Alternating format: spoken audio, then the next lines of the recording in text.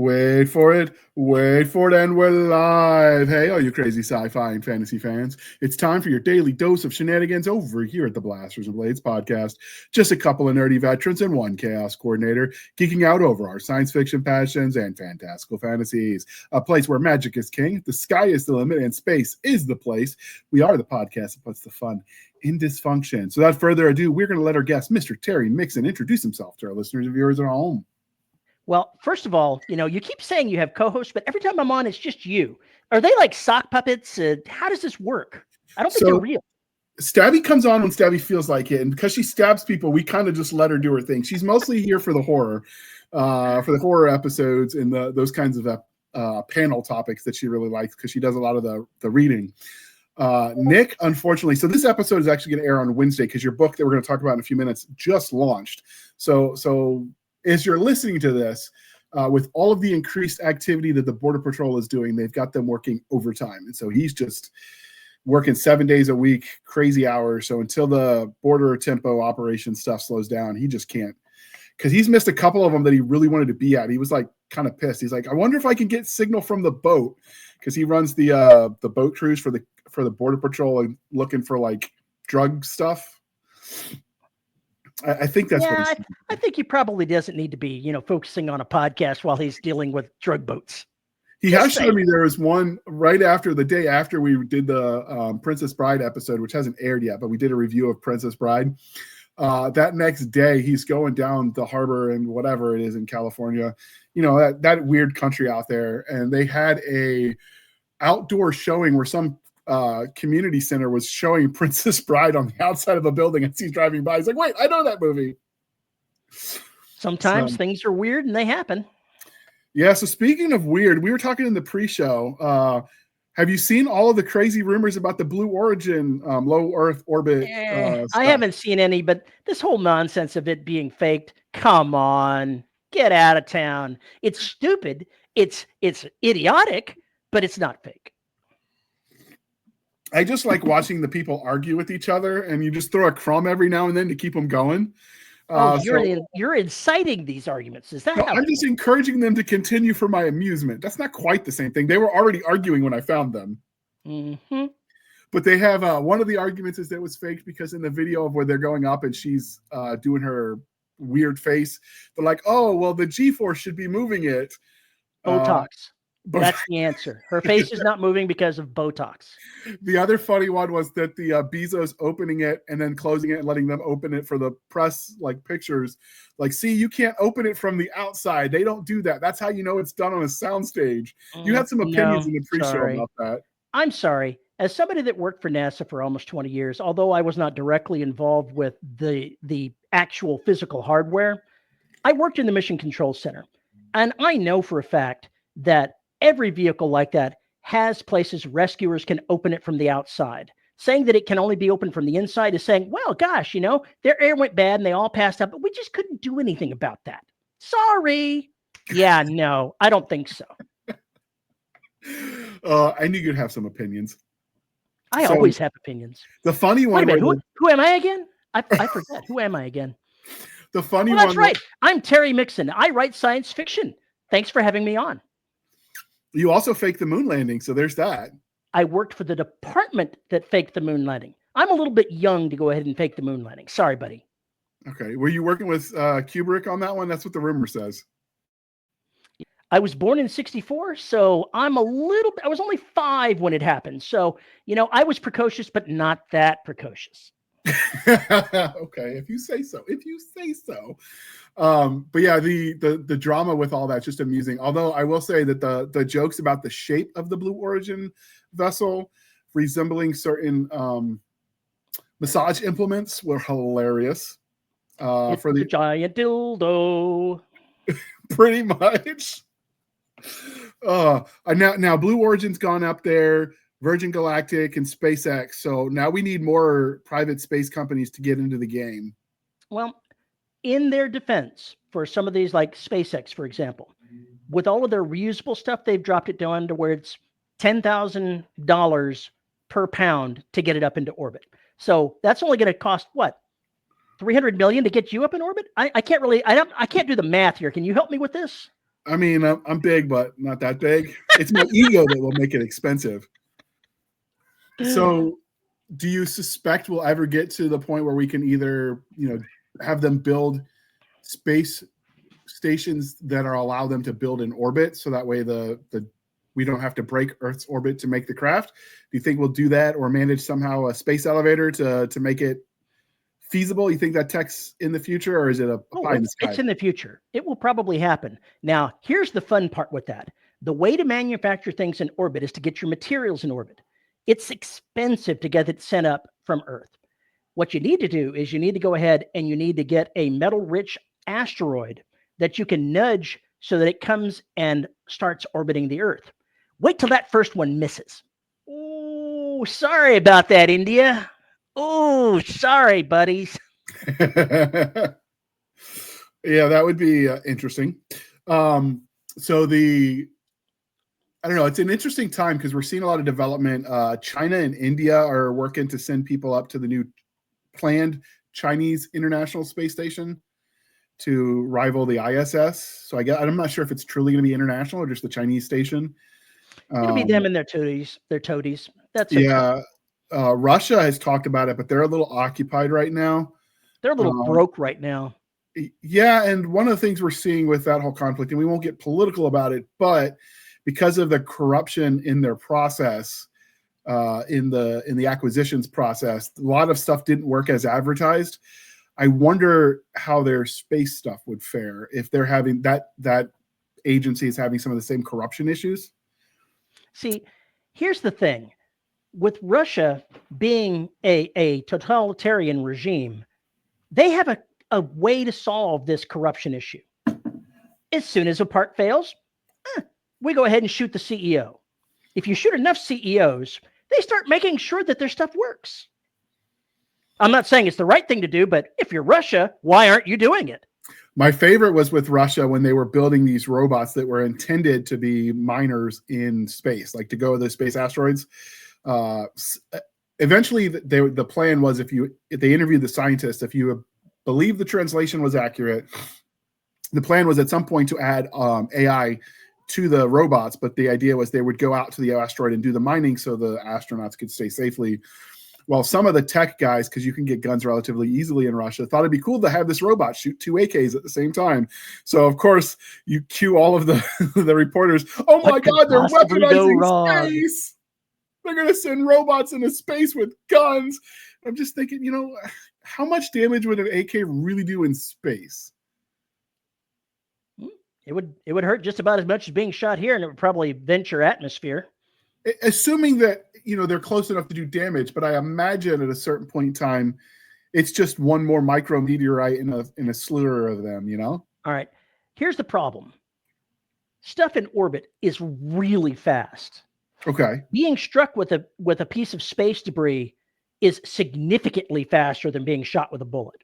Okay. If you look online, you can find a piece of metal that was cut out of something that showed a teeny little bit of matter striking it. It's like a grapefruit-sized hole blown into this piece of metal because it was traveling so fast, and this little bitty teeny thing hit it. Your bullets are not going to do that. Okay.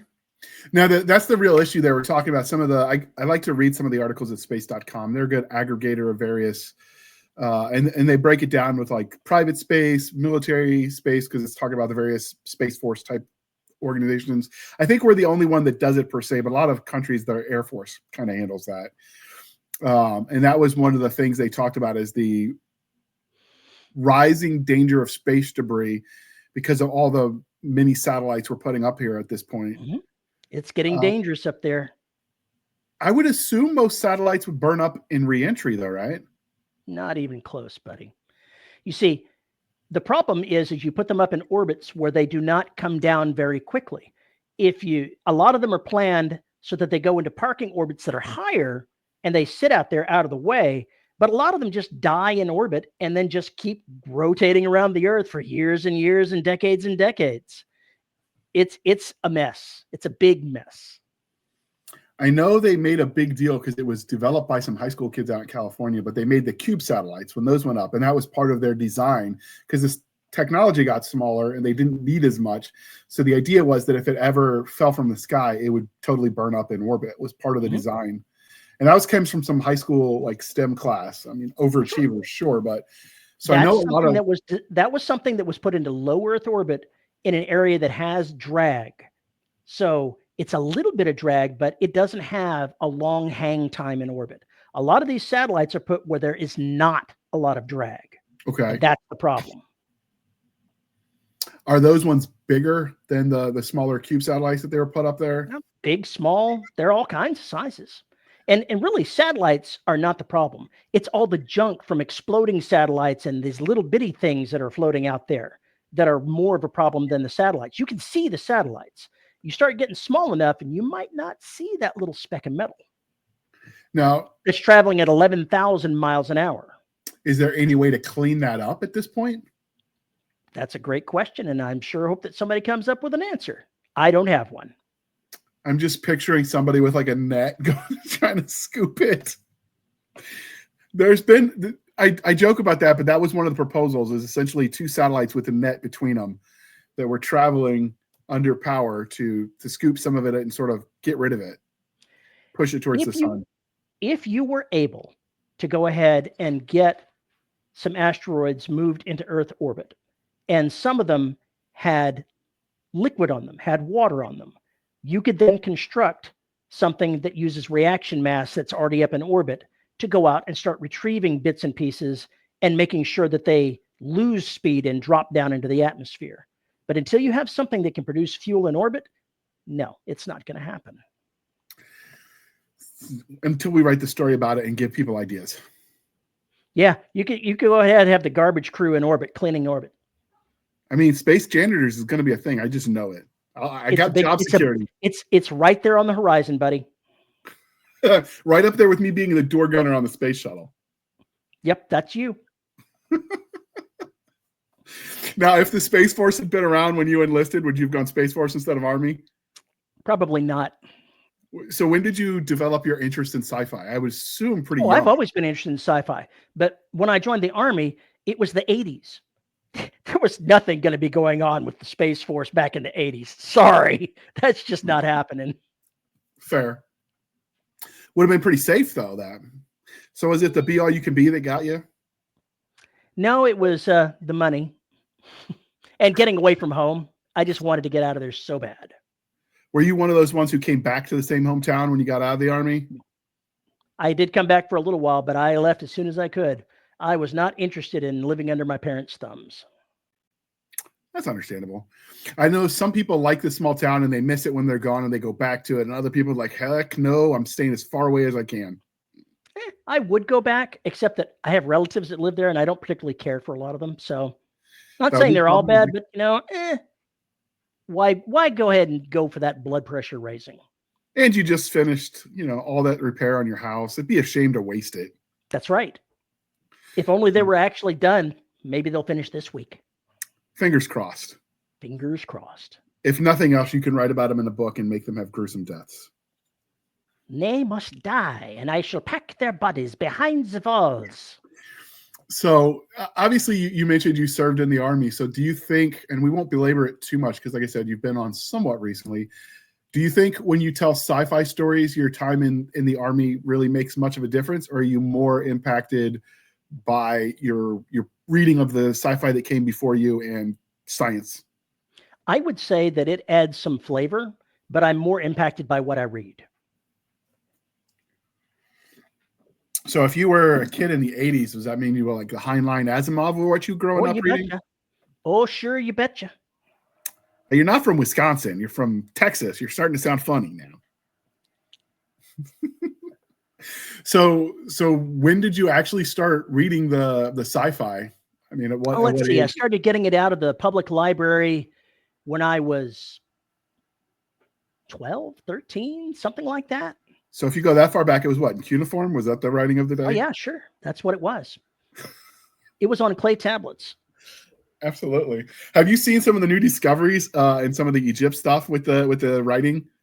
They have discovered a few essentially textbooks, and there are doodles on the side of these hieroglyphic textbooks of some young training, scribe in training, like basically making fun of his teacher. Some things never change. Some things never change. I wonder if they threw spitballs at him from behind his head, When I was in middle school, I can give you an idea of how this worked. I had a once a year ritual of I would check out The Lord of the Rings and read it while I was in middle school, once a year. Okay. So I was obviously reading back in middle school. Now, did you read it when it first came out or when it gained popularity later? I don't remember. Sure. I read The Hobbit when it first came out in 1937 because that's what one does. I don't actually know the release dates of those. I really probably. The only reason that I know that is because they made a comment about it in the Marvel product, and Bucky Barnes said that he had read The Hobbit, and the Falcon was like, "When did you read The Hobbit?" When it was first published in 1937. Nice. I've been 37 or 36, something like that. I say that. I know I want to find a biography of him because I know he was involved in J.R.R. Tolkien, some of the gnarly stuff at the Somme. So that's it. Some of the orc stuff makes sense when you read what they went through in World War I. And that's one of the areas, like in the South, at least when I was going through school, we did the American Revolution. We got to the Civil War, spent a lot of time on the Civil War. And though, by the way, somebody killed an Archduke, World War I happened that caused World War II. Let's talk about killing Nazis. And then the year ended pretty much there. And so we kind of skipped through the Gilded Age all the way up to World War I and didn't rejoin until World War II. Because, obviously with our teachers, when I was a kid, that would have been their parents' age. So we didn't really dive too deeply in World War I, but it's kind of fascinating, some of the stuff that was going on. Franz Ferdinand is upset that you didn't pay more attention to his time frame. If you read I've read some of the stuff about the Black Hand. He almost missed twice, like where he had to hunt down this car. Like this could have been avoided if he hadn't gotten lucky the third time, which just goes to show, boys and girls, you too can change the world. Perseverance counts. That's right. If you too can just keep in there, you can change the world. And I've looked it up, in 1937 is indeed when The Hobbit was published, September 21st, 1937. What about Lord of the Rings? I didn't look that up. After? Okay. It was after. He wrote The Hobbit first, and then he wrote The Lord of the Rings. Basically, The Lord of the Rings was an excuse to use the language he made. Pretty much. That's the way I understand it, yes. There's a whole field of study of people that make up languages like that just for writing because he did it, so why can't they? Why not? Have you seen the movie Alpha about the set 20,000 BC, and it's about the cave? Well, not really caveman, I guess. I don't know if they're Homo sapiens sapien yet, but the guy goes on a hunt for woolly mammoth. Essentially, he gets separated and he befriends a wolf, a wild wolf, and then it's his journey home and making friends with this animal. And they actually made up a language for that one based on what they think the vocal cords were capable of, and then somehow guessing a language, which was kind of cool to listen to. So with The Fifth Element, they made up the language that Lilu speaks as well. Wait, that was a real language, not just gibberish to fill the light? The director and she had conversations in that language. It was an actual language. And all that for a movie they abandoned after the first one, and they never revisited that universe. That's correct. Are there any books in that? I wonder. That might be worth looking into on my own, because I really did enjoy the movie. I don't think I trust Hollywood to make another one. They just mess it up. I don't trust Hollywood to make anything. No. They're going to make a live-action remake. You just wait and see. Meh. Is there anything you would trust them to make a remake of? No. So would you let them, if they offered you enough money, make The Empire of Bones? Oh, sure. I'd let them for lots of money, but I'd probably sit back and go, this is not my product. This is their product. Let's see what fucks up. You just cry all the way to the bank. Is that how that goes? I would indeed cry all the way to the bank. Okay. So and remember, kids, if you negotiate a deal with Hollywood, make sure to get your name above the fold in the front so that people that are watching the movie can see that these are based on books by you, so they go out and buy your books. Interesting. So would you get into the merch? Well, if you could, it depends on what kind of deal, your lawyers could argue with their lawyers. Anything you can use to decouple what you get paid from the accounting shenanigans that Hollywood is known for, you should do. Because they will rob you blind and you will never see a penny. Absolutely. No, I'm asking you if they offered you the chance to be on the merch, you as the author, would you put your face out there on the merch? I can't imagine they would ever do so. I mean, who would want this on their merchandise? That's a face only Donna can love. Is that what you're telling me? That's true. That's exactly what I'm saying. Only my cats and my wife love this face. Do your cats love you, or are they just sizing you up to eat you? Is there a difference? I'm not sure. Cats are weird. This is why dogs are superior. You're wrong again. But then again, you're wrong a lot. So growing up, was you a cat family too, or did you have... No, I had dogs when I was a kid. Was it traumatic because they were working dogs and that's why you went to cats? Because they don't work? I see. And what were my working dog pets doing? Tell me more. You lived on a ranch. I don't know, chasing horses or cattle or something? I can assure you that none of the dogs I had did anything related with anything organized. That is not how this worked. I'm just picturing like straw hats and like outhouses and, kerosene lamps, your childhood. I am old enough to have grown up with all of those things, but my dogs weren't working dogs. Well, I guess if you're rural enough in the South, there were plenty of places that didn't catch on to electricity right away. My parents were 50 years older than me, and before they built a house out on the ranch, there was no power. So you did what you did. Okay, that's fair. So was it a culture shock when you left the small town and went into the Army? No, I had television. I had a decent idea of what I might find out there. I was very happy to be away from small town America. I remember one of the things they asked us when we were at Benning was anyone from Alaska got singled out because it was obviously summer there, and Alaska temperature and Georgia temperature were not the same. But I don't think they did anything cared about the country folk. They just assumed it'd be okay. You have no idea the trouble that I went through in basic training. I'm sure that I've told you the story, but you've forgotten it. Probably. I do have Swiss cheese for memory. One of the drill instructors in my company had been a recruiter in my hometown before I signed up. I never met the man, but he had left just like a few months before I had signed up. So when he found out that I was from the same place that he had been a recruiter, I got to do everything first. Where's my Seguin soldier? Get over here and do this. Because he was like mad that he didn't get credit for you? I have no idea. my experience was the short ones were always the meanest. We had Drill Sergeant Flowers, who was like 5 foot barely. Whatever the minimum cutoff to be in the infantry, that was him. And he was the meanest SOB because he was compensating. But when I was the house mouse for a while, I was the one who had to go get all like the extra toilet paper and all that cleaning supplies. That was his favorite. All you privates want to do is eat, sleep, shit, and use oh my God, damn toilet paper. I can still hear that in my sleep. Mm-hmm. My drill instructors, one of them was a tanker that was a Southern guy, big, burly, mustache, talked with a twang.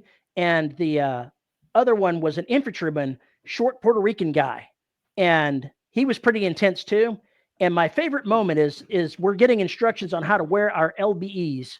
And the tanker walks up behind the other one, grabs the back of it, and just yanks it down as far as it'll go, and has him with his arms doing like this, and then just grabs him by the back and shoves him into the DI's office, closes the door, and you can hear him smashing into things and banging around. And he just picked up the lecture like that's what he intended to do. Here we go. Did you ever get an explanation? No, I did not. I wonder if those two just hated each other. Some mystery. No, they got along well. I'm sure that it was just bullshit. It was just hazing. That's what it was. When you're nice to people, that's when you know you don't like them in the military. We've been here for more than half an hour. What are we talking about? Is this just an Army show? Are we here for a reason? We will talk about the books in a second, but before we do that, we do have to ask the religion questions because we are 24 minutes in. So I'm timing it perfectly as people can watch your cats frolic behind you on your bookshelf. That's what they need to do. Zoom. Absolutely. So the first part, dear listeners, how we first found him. So I actually first found Terry through his writing and then his podcast way back in the dark ages of technology when he was, I think you were on book 3 of The Empire Bones when I found your book. Before the beginning of time. Absolutely. I don't know when you started publishing Empire of Bones, but I found you on book 3, and then I found your podcast. What was it? 2014? 2014, I think. I'm not sure. I know because the what am I working? Pretty sure it was like July of 2014. With the memory clinic, when they first got me my Kindle so I could actually read again, because you can magnify the print. And so I found you when I was scrolling. I happened to catch a sale for book 1 that was like 99 cents. What does it say here? Where is it? July 25th, 2014. Yeah, so that's when I found you. And then I found your podcast and I lurked for a little bit. And then you started making fun of everybody. Stalker! This is back when you had like 4 co-hosts for a while on the Dead Robot Society. And I got rid of them all. I'm not saying they're buried in your backyard, but I'm not saying it either. All right. So then now we have to do the religion question. And there is a wrong answer. I will kick you out if you get this wrong. Are you ready for this, sir? I'm intentionally going to give the wrong answer. All right. The Last Starfighter, Enemy Mines, or Starman? Ooh.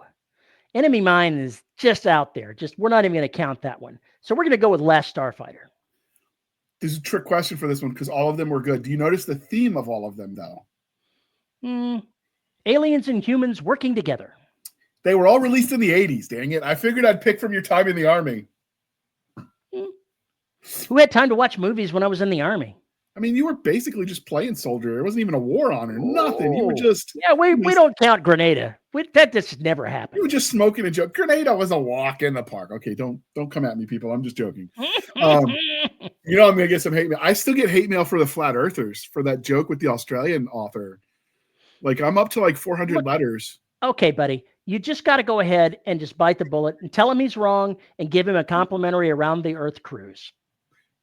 I remember a couple years ago, there was a flat earther that was like going to rocket to space to prove it. And then he managed to come back, and then you never heard from him. He just disappeared. He didn't come up and say I was wrong. He just disappeared. Mm-hmm. So, all right. And because we're polytheistic here at the Blasters and Blades podcast, Indiana Jones and the Temple of Doom, Willow or Krull? Ooh, we're going to go with Krull. That is a good one. That, and we would have accepted Indiana Jones as well. Crystal Skull was a terrible movie. This was the Temple of Doom. Oh, I'm sorry. I thought you said Crystal Skull. No. Crystal Skull has tainted the entire line for me. Sorry. Okay. I mean, it's not my favorite. I do like the Temple of Doom.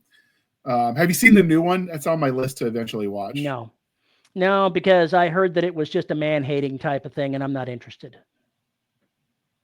I don't know. I haven't actually seen it. Nick watched it, and he mentioned he heard that going in and didn't see it. They just mostly hating on old people more than specifically men. Okay. I can accept hating on old people, but it's still not pretty cool, you know. Absolutely. When I was a kid, we were taught to respect our elders. Respect your elders, you young whippersnappers. And because we've asked you before what your favorite dinosaur is, instead we're going to ask you what's your favorite zoo animal. Ooh, I think we're going to go with tigers because they eat people. I mean, anything will eat people if you give it enough room. Yes, but they'll go after you. These tigers, they're not shy. They'll just eat you. Okay, so how long do you think before we have dire wolves in the zoos now that they are cloning? That's bullshit. Those are not dire wolves. They're just taking some of the genealogy of some of the genetics of dire wolves and plugging it into something else. It's just a few dire wolf traits taped onto a dog. I'm not buying, or into a different wolf. I'm just not buying. So you don't think they're half dire wolf, half insert whatever they were cloned with? No, I don't think so. I think they're 90% whatever they were cloned with and 10% dire wolf. So you don't think any of those traits are going to cause problems? I mean, Jurassic Park would have you believe that they're going to now eat people. That's what they would have you believe, but we have automatic weapons, and counter to what Jurassic Park says, that's the winning combo. Absolutely. When in doubt, spray and pray. Shoot him in the face. In your face. And they have that one big gun. I can't remember which it is, but they call it the elephant gun. I imagine that could take out a dinosaur. If you go ahead and have the 20 millimeter sniper rifle, I bet you could take out a dinosaur. And then they got that German weapon that could take like 18 inches of steel. It was designed to take out tanks. Of course, it like is huge. It takes a whole vehicle to move the damn thing. Are you talking to Carl Gustav? No. This is an actual, like, almost looks like a giant sniper rifle built for, like, I don't know, Andre the Giant. It's huge. Forgotten Weapons, Gun Jesus did one where he fired it and it went through like 14 inches of steel or something crazy. I need that for my range. They might not like you when you're done because you go through your range and the one behind it. Right now, is yours an indoor range or an outdoor range? It'll be outdoor by the time I'm finished. All right, dear listener, I will find a link to the video where Gun Jesus shot that weapon, and I will throw it in the show notes so you can check it out. There we go. I'll throw that in the show notes when we are done so you can check that out. All right. And finally, because we are civilized human beings here at the Blasters and Blades podcast, we are no longer knuckle-dragging troglodytes. Coffee or tea, and how do you take it in the summer? Coffee, plain black. So you don't change it up by season? No. See, I start transitioning to iced coffee the warmer it gets. Because you're a sissy. This doesn't count. Iced coffee certainly counts. I make it twice as strong. Thank you very much. Do you have like this almond latte bullshit too? Come on, man. Why would you want almonds when regular milk works? Do you have to look for the little nipples on the almonds so you can get the milk out? How does this work? Well, I mean, you do what you got to do. And I don't judge a man in his alternative interests. All right. There's plenty of good memes about where the nipples on an almond are, but we won't tell those. Look it up, folks, because you need to know this information. if you get caught in the wild and you have to milk your own almonds, you better know how. So do you have a preferred roast? I prefer medium roast. Okay. So breakfast blend? No, too light. Okay. They're sort of in the light to medium range. Do you prefer to cook them? Do you do like a percolator, use a coffee pot, a Keurig? I guess I grew up on coffee made in a percolator, and I can chew up grinds like nobody's business because that's the way it works. But I prefer to go ahead and get the beans, grind them up myself, and then go to town with it.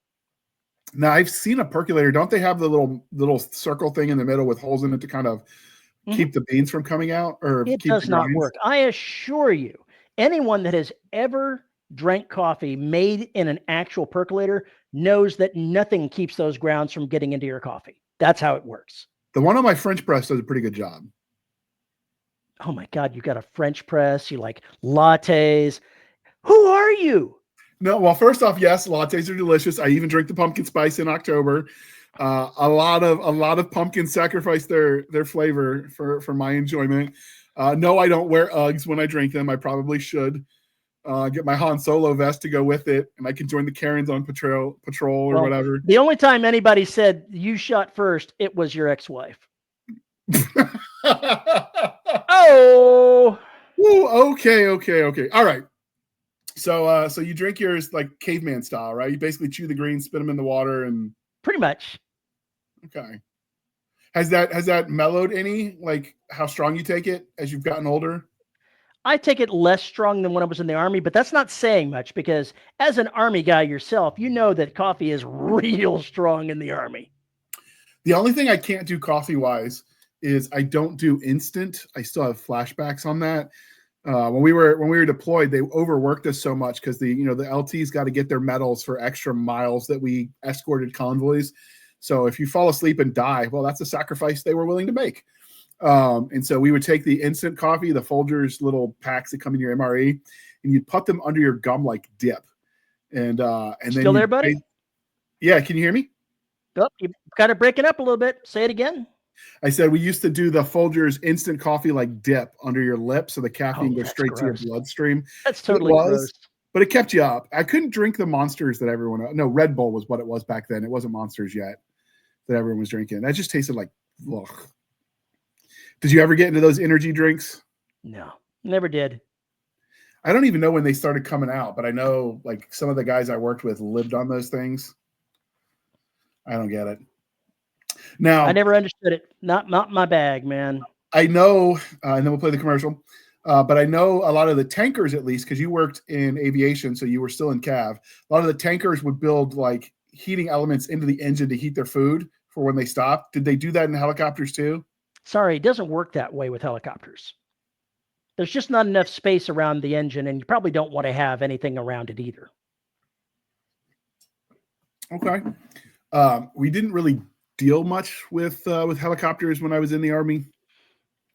Called in fire support a few times, and they never really would shoot when we wanted them to. So stupid rules of engagement weren't our friend. But they existed. I know they flew around and made noise and kicked dust up at least. So that's something. That totally sounds like aviation. I will agree that sounds like them. When we were, this was right after the Haditha Marines were tried, and we won't revisit that because I have some pretty strong opinions about how that went down. But everybody was afraid to shoot. Because what if you're wrong and then you're going to get, court-martialed in the public opinion and have your life ruined? So everyone was like gun shy, I guess. But they did in the war at one point in time, they did dedicate a helicopter's whole job was to fly over the known convoy routes and give speeding tickets to convoys doing more than 55 miles an hour. Wow. I actually got an Article 15 for overly aggressive driving when moved into contact. In a firefight outside of what was that? Scania, Fob Scania, which is about halfway between Baghdad and the Kuwait border. I was told I was driving too aggressively when we were moving to contact. So I should have let them make me keep a copy of that and framed it. You should have. So it's weird how they we went to war and a garrison broke out was the expression. But in the early war, it was right when all of the Vietnam guys were either my platoon sergeant was a Nam guy, but a lot of the contractors were. So there were Jane Fonda urinal tributes everywhere. I approve. Her face was on a lot of those urinal cakes. So she's still popular with the troops. All right. Are you ready to air this beautiful bean footage, sir? Sure. All right. We're going to play that commercial. The Terran Empire is dead. Long live the Empire. Commander Jared Mertz, the bastard son of the Emperor, and his half-sister, Princess Kelsey, barely speak to one another. To their dismay, their father seizes an opportunity to change that and sends them on a dangerous quest to explore the fallen Empire. Separated from home by an impassable gulf and struggling to redefine their relationship, they find themselves thrust into a vicious war. Unless they work together to stop the Empire's deadly legacy, billions face a horrific fate. Empire of Bones, written by Terry Mixon, now available at Amazon.com. All right, thank you for sticking with us. Sounds like a good book. I think I should read that. Yeah, and you notice that the author was smart enough to put Jared's name first in the introduction because he's the main character. Opinions vary. What does the author know? So there's that theory of literature that the author's intent matters, and other people say it's the reader's interpretation that matters. So like the old Robert Frost, The Road Less Taken, and he was like, no, I literally just wanted to go left because there was no track, so I wanted to, see the fresh snow. And other people were like, no, it definitely meant X, Y, and Z. And the fact that you didn't mean that means you didn't know you meant that, and it's subconscious. So what stream of thought on author's creation do you take? It's words. I'm making up stories. I don't have deep meaning. So sometimes the cigar is just a cigar. Is that what you're telling me? Sometimes the cigar is just a cigar. All right. So we brought you on today. We sponsored you, by the way. If you like a long series, dear listener, Empire Bones, highly recommended. There's 16 books out, I think, right now. 15. There are 14 books out, and there will be a 15th out in another month or so. It's the last Hunter that's got 16 books. Okay, that's correct. But yeah, it's a long series if you like long series, and then there's some spin-off stuff. You do have a completion planned, right? Like the 15th is going to be the last one in the main line. It's going to be the last one and close out what's going on with the main characters in a convenient and good place. I'm not saying that it wraps up the story completely, but it pretty much settles Kelsey's arc. Now, if you come and back Jared, to it, for that matter, if you come back to it after that, would it be a new series in the same world, or would it be? Oh yeah, I've already decided if I come back to it, it's going to be her kids and Jared's kids. plus It's the gonna be Imperial their story. Millions at some point when Chaney frees you from the author dungeon. Yeah, I don't think that's ever going to happen because this new series is doing great. So I don't anticipate that I'm going to get out for another couple of years, and then there'll be a new series, and then I'll just go from there. So if you care, dear listener, the series is almost done, and he's committing to completing the next book, the last book in the series. So you don't have to worry that he's going to George R.R. Martin you and leave you. I am literally going through the edits today. That's what I was doing today, was going through edits. So the book is complete. I just have to finish the editing. And then, of course, waiting for the lovely Veronica Jaguar to do her audiobook. She's doing the last one too, right? She is doing the last one, yes. There you go. All right. So we brought you here to talk about your new series, which just launched as we record it today on the 21st. James Franco. That looks like James Franco. I can see it. So we're airing this one on the 23rd, so you should see it when it's still in its launch window. So first, how did you come up with the idea that became the series? Like, what's the origin point of this one? The origin point for this one was being told that I could write space opera this time around, and I wanted to do so. And so I had to come up with an idea of, space opera. What could I do? And I had, weirdly enough, Indiana Jones on the brain when I was coming up with this, and a little bit of Mission Impossible going on as well.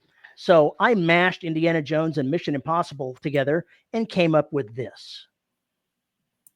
That's a heck of a combo. Was the design of the spaceship, I don't know how Chaney does his cover, so I don't know if the author gets a say or he just hires it out, but I got some questions asked to me. I got a couple of mock-ups that I looked at, but I can tell you that I had nothing to do with how that ship was designed, and I can assure you that it really doesn't. Luckily enough, it could be made to look like what was in my mind when I was writing it, but I didn't have any foreknowledge of what that ship was going to look like before I finished the book. That looks a little bit like the Orville to me. I'm seeing with the side struts that are coming out of it. Not quite, but I'm seeing some shades of it. So, although, again, I'm colorblind, so there's probably parts of the cover I'm missing, but I do like the big glowing ball of burning fire in the background. You may be missing that part. That's a sun. That's what the sun looks like. My counselor when I was in elementary school, when they found out I was colorblind, because I've never seen a white cloud, because I only see them, I don't see like shades of colors. So I only ever see clouds when they're rain clouds. So when we were coloring in elementary school and I'm shading everything dark and gloomy, they thought it was because I was depressed and they made me see a shrink. And they're like, wait, you mean that's what they look like? Anyway, so with the Mission Impossible, does this mean it's a heist like Ocean's 11 in space kind of vibe? Oh, yeah. So I wanted some heisting. He is a thief. Drake is a thief that steals high-tech remnants of a fallen kingdom. So are they less high-tech than the fallen kingdom? They are recovering from the collapse of the Golden Kingdom. So they are still climbing back out of the hole. And people are finding people that have these forgotten bits of technology and knowledge tend to hoard it to themselves. And it's his job to steal those things for a group of people called the Institute. You do that a lot. I've noticed you like the old is new and things are forgotten as a theme. Is there a reason that speaks to you so much? I couldn't tell you what the reason is, but it does speak to me. Okay. Now, is this like Mission Impossible? He largely works alone. Ocean's 11, that kind of vibe. It's a team. Which is it going on in the Forgotten Ship series? He starts out somewhat alone. There's an intro short story where he breaks up with his former mentor. And in the book, he's working with someone who is not his partner because they each have a part to play in stealing back what he needs. And so it has shades of both. Now, this intro short story, is that another one you can get through your newsletter, or is that for sale somewhere? You'd have to go look at the variant site. I believe it's free. Okay.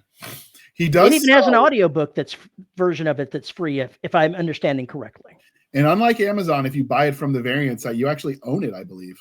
Like you own the download. That is correct. And if you buy it from the variant site, then we get actually a lot more money out of it than if you buy it through Audible. Now, we get very little. So I've been doing that with some of the authors I read in the harem stuff, and some of the authors that are doing some of the more eclectic sci-fi I've been reading lately, like werewolves and vampires in space kind of thing. A lot of them are selling on their own websites, or Audiobook Guild, for instance, is selling direct. They're not on Amazon, Audible. They tend to use BookFunnel. Is that what Chaney uses? Do you know? Yes, that is what he uses. So you don't need to get a crazy extra app. No, just BookFunnel. And that's actually really good, dear listener. If you're not great with tech, BookFunnel makes it easy. It's idiot proof, and they do have tech support if you have issues setting everything up. JR would know about the idiot proof part. Absolutely. I am not the best with tech, which is kind of ironic since I write sci-fi. So for parents that are listening, because, sometimes I learned with your podcast that I have to know who's my audience in the car with me, because sometimes, Paul would start dropping the F-bombs. I'm like, ooh, the kids in the car, change the channel. So what would the parental rating on this be for the story? Like, what would you rate this? Well, I would say that it is a bit spicier than the Lost Hunter series. Just Last Hunter, not Lost Hunter. You got your own book. I said Last Hunter. No, you said Lost. I said Last. In the playback. Come on, man. You'll hear him right in the playback, dear listener. So spam the comment section that the JR was right and Terry is wrong. Whatever. He wants to hear that. So it's more mature. Would you say rated R or stronger than R? Oh, it's not nearly rated R, but it has, unmarried people sleeping in the same bed. Gasp. How will I ever recover? So it's a little spicier, just a little bit. So is this obviously it's space opera. You've got the action. Is the action more ship to ship or person to person? This is not ship to ship, because this is not military science fiction. It's space opera. And space opera can have the military sci-fi. It can have it in there, but in this case, neither ships have had to fire any weapons. So that has not been anything that's dealt with in that first book, because it was not a thing. Okay. Now, one of the things that I've noticed is Chaney loves to include AI. That's just one of his traits I've noticed when he writes, and you tend not to.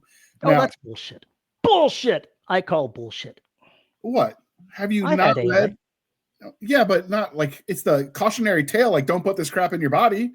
And that's one way to interpret it, but in this one, they do have AI, and it's not that kind. It's actually the kind that's helpful. So take that. You might have had AI type algorithms in The Last Hunter, but it isn't like Cortana from Halo vibe where they've got their own personality, I guess is what I was. Was in The Forgotten Ship, there is what I will call a digital intelligence, a sentient, fully conscious being that is electronic in nature.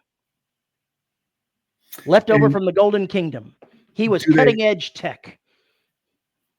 Do you have issues in this universe? Like Cortana, they had that in the Halo world. They call it rampancy. But basically the idea is as an AI gets older, it slowly has issues with degradation or overconsumption of information causing issues. It's a common enough theme that I just am mad that Halo stole the name of it first. But do you have something similar to that in your world? Not as of yet, because the Forgotten Ship was lost for 500 years. And the computer, which is on board it, was shut down for almost all of that time. So it's not been sitting there twiddling its thumbs. It's probably no more than 10 years old by its own reckoning. So in this universe, like, is there a language difference between the people in the Forgotten, in the modern times of this universe versus the Golden Kingdom? No. They didn't fall out of, they still have written materials. They didn't lose track of that. So, in fact, I've gone out of my way to have different areas of space that are predominantly culturally different. Like I think it was the Soto Prefecture is one of them. It's predominantly Japanese and thus oriented, and they speak Japanese there. And the character only somewhat speaks it, and that becomes an issue for them a little bit. Now, do you have translation, like, I don't know, earbuds or something along those lines? I have not introduced anything like that. I mean, and when they run into aliens, it's a real problem. I think those are pretty close to current tech, as it were. Like I've seen the commercials on Amazon. I just don't know. I can't tell anymore if it's a real ad or an AI crap at this point with all the deep fake. I choose not to do that. I want to go ahead and have my characters feel the differences. And if you've got technology solving all of your little bitty problems, then why bother? Just go ahead and have them deal with their language issues. And besides which, the language issues are going to cause the character real trouble in book 2. That's fun. Is book 2 already written? I know the pre-order is up. Pre-order is up. It is not complete. Okay. Now, was this one where you were at the helm of the writing? Or, I mean, as far as the planning, obviously we know you and Chaney like plotted all together. But was the main idea from you this time or from Chaney? I pitched the idea. Because I know with Chaney, I can always tell the anime angle because he's a huge anime fan, and you could definitely see that in The Last Hunter. So what of you? Let's be clear. Whenever we pitch these ideas, he has his say back, and so I take what he has to say into account, and we come up with a finished product that is a combination of what we both like about it. So just because I came up with the initial idea does not mean that I have the initial product, that I have the final product. That's fair. So is this one going to stay like a heist thing, or do you see it evolving into something else? Oh, I believe heist is still going to be a very big thing. He's just going to be stealing from aliens instead of humans. So is it more Tom Clancy-esque spy novel kind of vibe, or is it still going to be action? That's too chill. I mean, it's too cold and removed when you're Tom Clancy. This is sneaking through buildings and lifting things while running away with the things you've gotten, and people are shooting at you, and you're having to use your umbrella to slide down a rope from the 3rd story and hope it doesn't break before you get to the bottom. So you're leaning into that Mission Impossible. I am, absolutely. So in your head, did you have anybody? I don't know how you do your personification when you're writing your characters. Do you have like an actor's image in mind when you're writing these? No, not at all. Never do. Okay. Well, since you said Mission Impossible, I wasn't sure if you were like picturing those characters or. I picture the vibe. I wanted the vibe, and that's what I went for. I didn't actually picture any of the characters, any of the actors. So where are we on the level of description? Because I know you and I've had this conversation before, but I prefer a lot more description. I'm like Tolkien it up. You're going to be disappointed again. Well, in the Last Hunter series, you did a lot more than you did in the Empire of Bones as far as description. I could picture a lot better. Well, but I think you're probably going to find about the same in this book. Okay. I think partly because you were leaning into the ridiculousness of the anime costuming, which I loved. But it's just style preference. I don't mind. You'll have to go read the book and find out. I will. When I get my next credit, I'll have to give this audiobook. Is the audiobook out? I think I saw that. It is. The audiobook came out today. Okay. So Whisper Sync should getting it. I've been doing more of the Whisper Sync just because it's a little bit cheaper. But now that I know it's on sale on your website, I might have to check that out. It's on sale on Audible, not my website. Now, it may, since it's available on Audible, I suspect it's not actually available on Variant. Well, maybe it is. Maybe it's a lesser. I don't know. That's voodoo behind the scenes. I don't know what it is. You'd have to go look. Ignore what I'm saying. I don't know where it is. I definitely will. So for those that care about length, like how long would you say this story is? It's about 90,000 words. It's about what, 10 hours of audio, probably something like that. Something like that, I would bet. I'm sure I could look it up online here and see how long it is. Let's see. Did you pick the narrator or did they pick for you? They picked for me. Did he voice it in the way you expected it, or were you pleasantly surprised? I never listen to somebody else. It's 8 hours and 12 minutes. That's still not too bad. Not for a credit. So you don't actually listen to them? No. I thought you did. I'm sorry. I learned after doing it for a while that it's better for my mental health if I don't. The audiobook is somebody else's interpretation of my work. If I listen to it and I disagree with it, what are you going to do? You can't make them change. It's like if somebody makes a movie out of my book. I just have to let that be its own thing. Okay. Now, so that means you subcontract out the proofing then? Or Chaney handles it? Chaney handles all of it. So in this world, is this post Earth where the old trope Earth is lost and we don't know, or is Earth still very much around and involved? I killed every single person on Earth, and every single person that dares come back there dies horribly. I can't tell if you're making fun of me right now. No, I'm not. I am being absolutely truthful. Part of the Civil War that brought down the Golden Kingdom was the release of a viral replicating plague that exterminated humanity on about half a dozen planets, and Earth was one of them. The virus is still raging there. Anybody that lands gets targeted and they die. It's called the Red Plague. And they haven't, presumably, if technology has dropped, then they haven't regained that ability to probably counter it.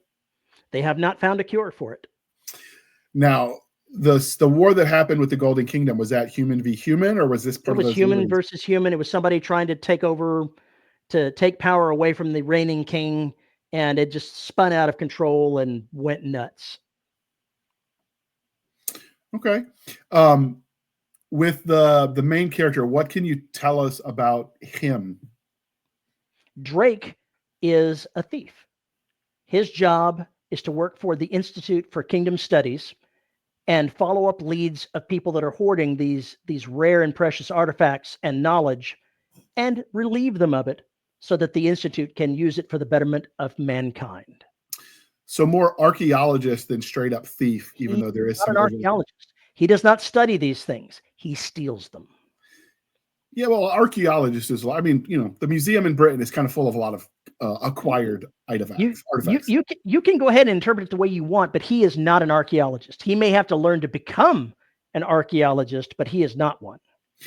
So at the time the story starts, had they met aliens yet? No. So when you have the first contact, this is the first time for humanity? It is indeed. Let's just put it this way. The aliens that are contacted are many, numerous, and diverse. And the way they get there is they discover that there are ways to travel through space that are much faster than they thought. And when you get to the other end, you're in another area of space and there's no way home. Yikes. So what about the person that goes on this mission with him, the other thief? She is a spy and assassin. Her name is, Yukiko. Okay. So she's from the Japanese protectorate then? She's from the Soto Protectorate. And what can you tell us about her without giving spoilers? Because, sometimes with assassins, a lot's in a spoiler. Well, let me see if I can. They sent something out that has her picture on it. Let me see if I can bring up that piece of art for you and share it for you, because I think you would like that. So hang on here. It's a new thing that I can share because, it's something brand new. Let's see. Present image file. Nope, that's not going to be it. How do I let me just see. If I present, let's go to share screen here. It's going to let me. It should. There it is. There we go. This is something they sent me just today, and it's actually got, some direction on how these characters look. But you can see Drake, you can see Yukiko, and that is Victor Gold, a 16-year-old boy. So do we get any backstory on her, like the eye patch? Because whenever I see someone with an eye patch, I always know there's a story there. There is a story there. She betrayed the organization that she worked for, and she lost that eye in the process of, being an assassin and a spy. She hasn't shared the story of exactly how that came around yet, but there you go. You've got your visual on that. Nice. So let me remove that so that way you don't get your private conversation shown. So that's the secondary. Are there any, is the 16-year-old boy in the first book, or does he join later? Oh, he's in the first book. So is he a main character too, or would you consider more secondary support character? More secondary, because they find him on the forgotten ship in a stasis pod. Oh, okay. I like it when you got those people that are woke up on the stasis pods where they weren't supposed to be. I know John Hemry did it with his Last Fleet series as well. It's a fun trope to play with, because instead of the tech is what's old is new again, is you've literally just got old humans. And old being relative, because physically they wouldn't be, but that's an interesting trope. Was that your contribution, or was that a Chaney thing? It's a fun concept. Now, is the ability to go into stasis something they lost? Is that something they're regaining with this boy as well? Well, they recovered it on the ship. That's the only known stasis pod in existence. Okay. Now, who is the bad guy of this series without spoilers? Like, what can you tell us about the antagonist? I could totally tell you about the antagonist. If you read the short story, it's his former partner. Bad breakup? Bad breakup. If you ever watch the Indiana Jones movies, you know that he's got that other archaeologist. Right. Belloc. You remember Belloc? I do. Isn't he the one that went to work for the Nazis? He is indeed the one that went to work for the Nazis. And I had him firmly in mind when I made Drake's former partner. He's a scumbag. Did you give him a cool accent? I don't know that I gave him an accent at all. I make him talk like he's got a broom stuck up his ass, though. So in all fairness, when I listen to when I read your books, I'm reading them in audio because, like I said, with the head injury. When you get accents for characters, is that something you say they have an accent and the narrator adds, or do you actually write the text in accented? I do not write it accented text, and I don't actually specify that anyone has an accent. If you're hearing an accent from a narrator, they've made that up in their own, and I'm fine with it. Okay. Some authors do it. Sometimes it's the narrator adding it. And I'm always curious. There's been a few times I was tempted to go check various audio, or like the ebook file of the audiobook, to see if it was written that way or just interpreted that way. So the antagonist is the old partner. Do we get a name for the ship? Yes, it's called the Golden Rule. That's an interesting name for a ship. Was it a school ship? Was it like the yellow school bus? No. The Golden Rule is a mega freighter that's part passenger liner and part freighter that was in orbit around Earth, and it belonged to the royal family. And at the time, no one knew that that's what it was, but it was a secret getaway ship for the royal family in case of trouble. And so it's a play on words. The Golden Rule, is it spelled R-U-L-E, or what does it mean here? Is it the ruling? The Goldens rule the kingdom? They were having a little fun with titles. Okay, I dig it. So at some point in time, obviously he's a thief. Can he fly these ships, or does he have to rely on? He has a small ship of his own, and he is capable of flying the ship on his own. He has to get to where he needs to be. So at some point in time, he parks his ship on this ship and then steers this ship. Oh, it's much more complicated than that, but sure. Okay. Now, what kind of tech are we talking about? Both the Lost, well, obviously Lost, it'd be more fun to explore. What kind of tech are we talking for in the world as it is? Do they have FTL? Are they going through wormholes? This is a different kind of FTL drive than I've used before, and I call it the Quantum C. And it's very nautical in the way it works there. You get out to a certain limit of about 100 diameters away from a gravity source, and you can use the engines to cross over into the Quantum Sea and travel faster than the speed of light as it is on Earth. But you're in a void that is utterly lethal to biological matter. If somebody were to be tossed out of the ship, they would dissolve in moments. It is lethal, dangerous stuff that you do not want to be part of that. And it's got things like the deeps. It's got shoals that you can run across that are gravity. There's very much a nautical theme to it. What gave you that idea? I don't think you did some of that with the Warship, which was the submarine story set in space that you did. Mm-hmm. There are some elements of that are the same. That is indeed the same, and I did keep that part of it.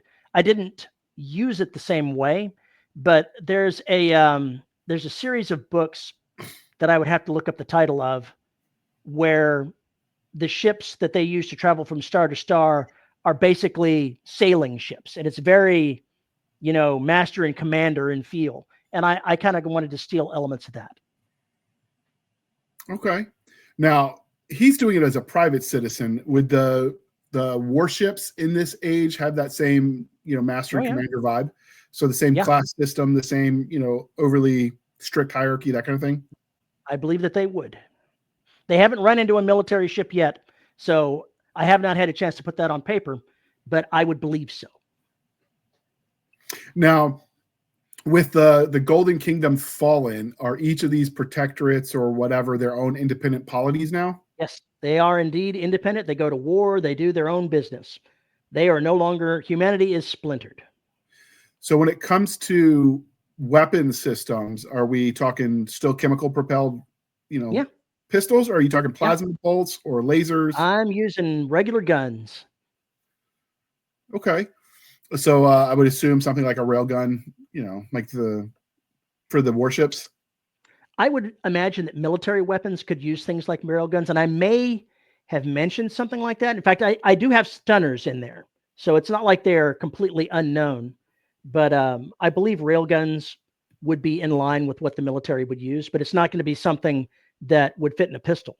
It would be a big honking rifle. Okay. Would you, most of the time you write worlds you would not want to live in because you don't have enough plot armor. Is this another one of those worlds where you wouldn't want to live? I'm sure that most normal people have perfectly happy lives. I mean, aside from the plague that's killing people. Those are only on 6 planets. They've isolated those planets. Any ship that comes close gets burned. They don't take chances. Oh, so the quarantine system kills anyone that gets too close so they don't inadvertently spread it? Exactly so. They take that very seriously. You enter the system where Earth is, you are warned. Turn around or be destroyed. Is it military ships or automated ships that are on station? Automated ships close to the planet, military ships further out. Okay. Now, is this the virus that you created? Is it one that strikes right away and drives them crazy, or is it a slow burn kind of virus? It's a slow burn, and it is a horrible, terrible, ugly way to die. Okay. Is there anything about this universe that we didn't cover that you think people need to know? This is the first time I've interviewed you about one of your series I haven't read yet.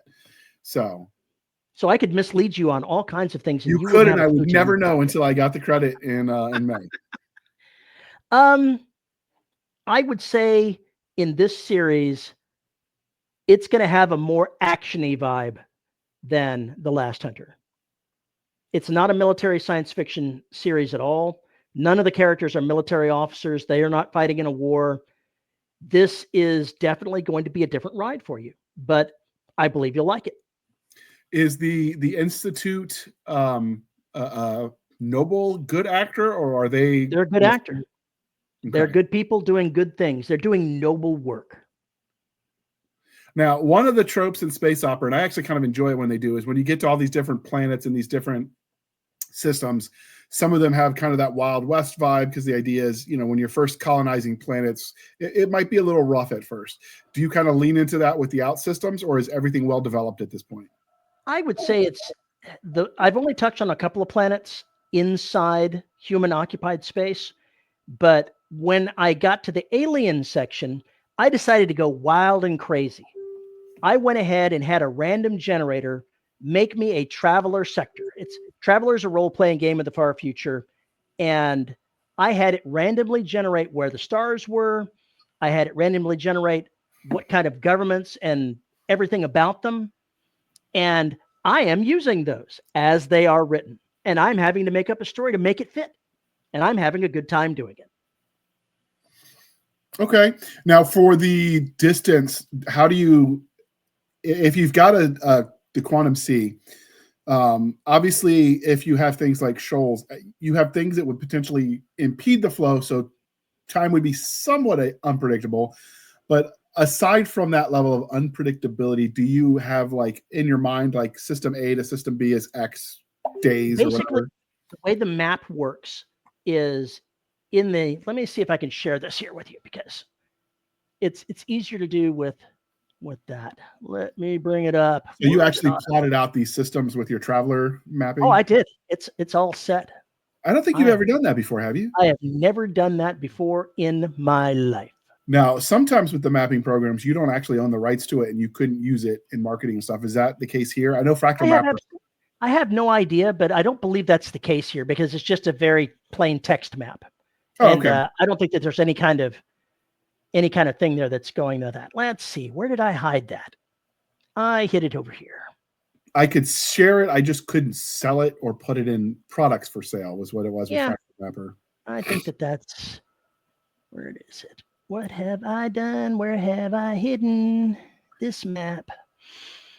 Ask me more questions while I'm looking for this map. Okay, so for the distance, have you figured out like, rough distance to calculate? Because obviously you're going to have some ships that are faster than others too if you're going for a true nautical vibe.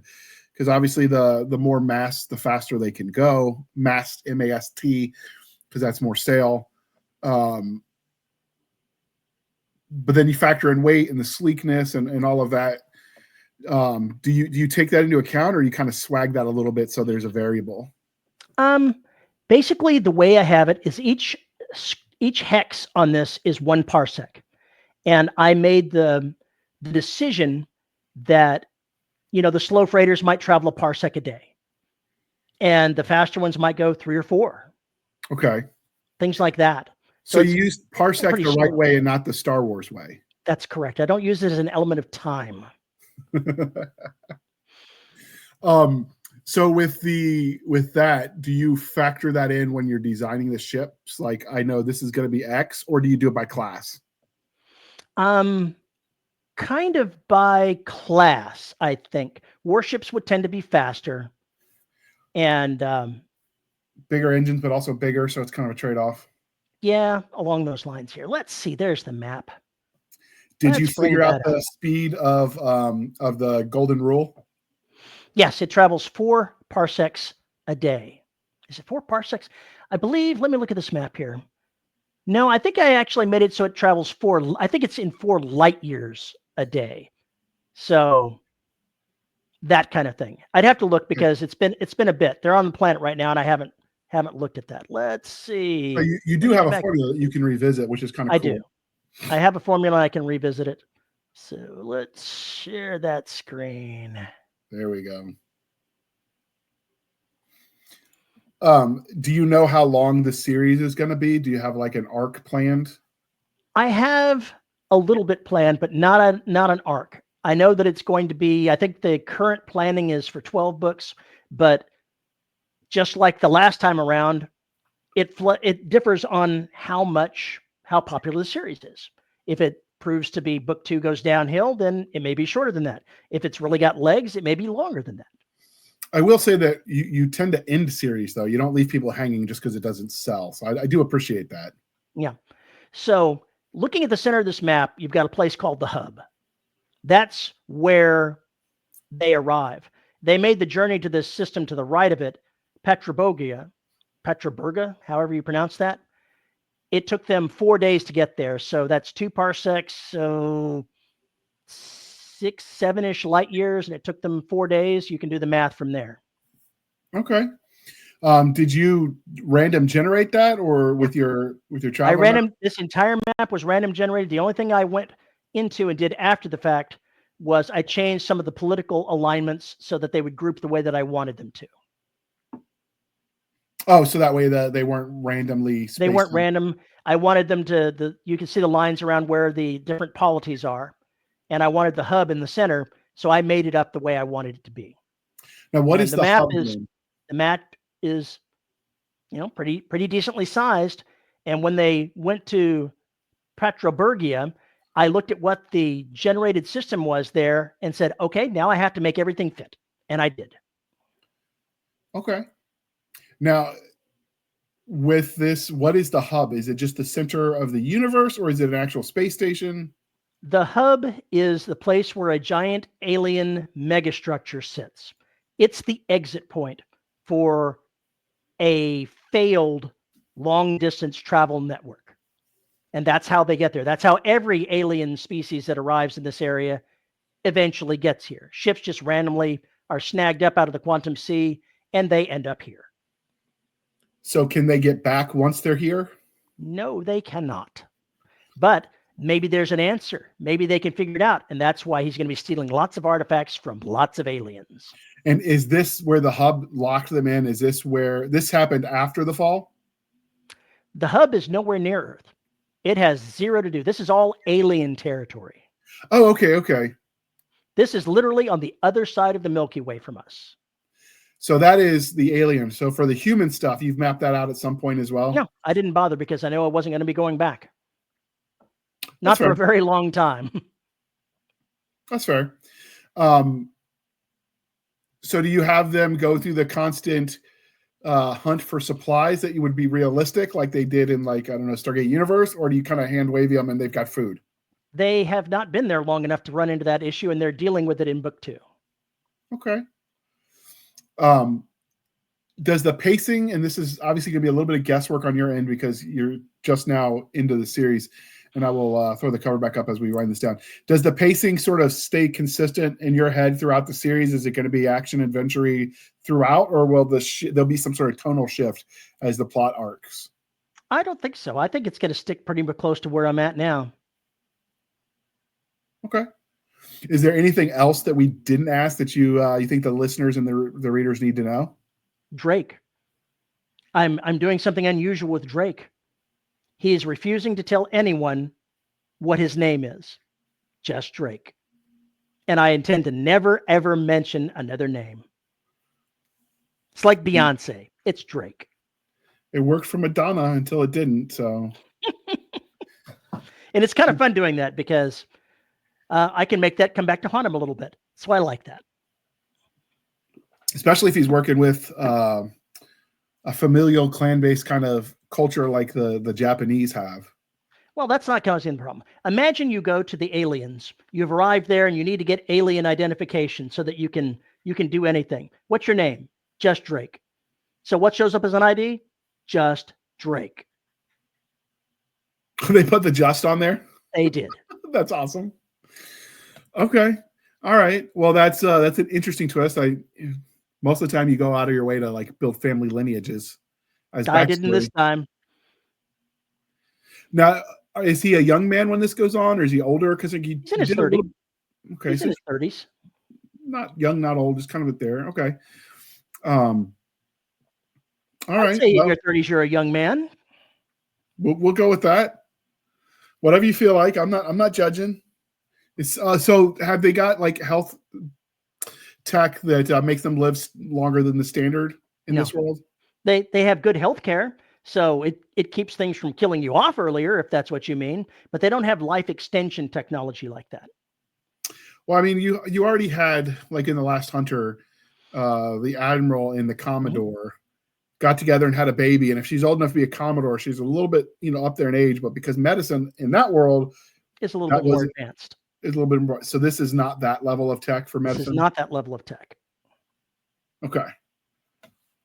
All right. Well, is there anything? I'm going out of my way to make the aliens a step down from what they're even doing with human space. So this is not going to have the feel more of the Indiana Jones, going through the streets of Cairo and digging into the jungles and whatnot as far as technology sometimes goes. This is not going to be shiny technology here. It is not going to be. So shades of Firefly vibes? There could be some of that there, yeah. Okay. Well, this is the part of the interview, dear listener, dear viewer at home, where I remind you to please be kind and speak your mind on the reviewing platforms. Your reviews help the right readers find the right books. And if you do get it from the Chaney website, I'm pretty sure he has a feature on there that will let you review it there. But if you review it there, also pop over to Amazon and throw a review up because it does help. Give him all the stars, 10, 12, whatever. He'll take them all. He's not picky like that. And with that, Terry, how can listeners and viewers at home stalk you? I mean, find you on the internet?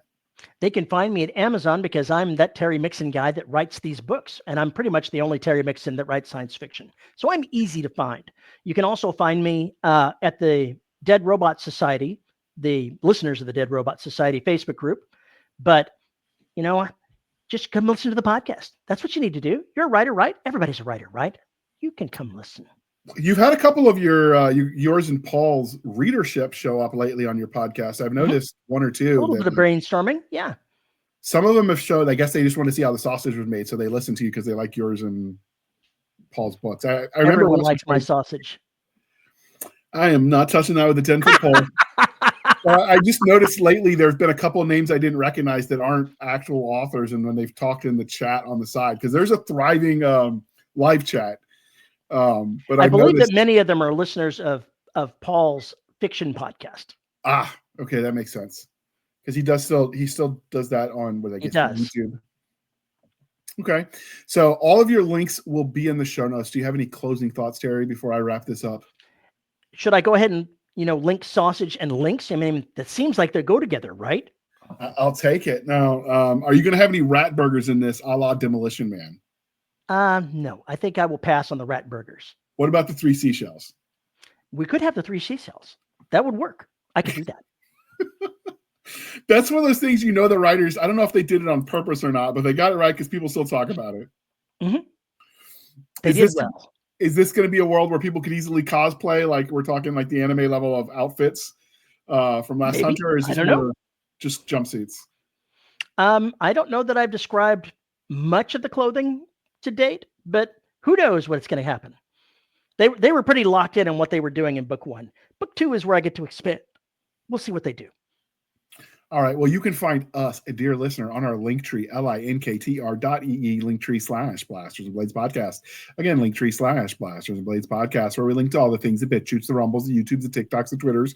We've got our Spotify, our Discord, our Facebook group and Facebook page. We've got our email, blastersandbladespodcast@gmail.com.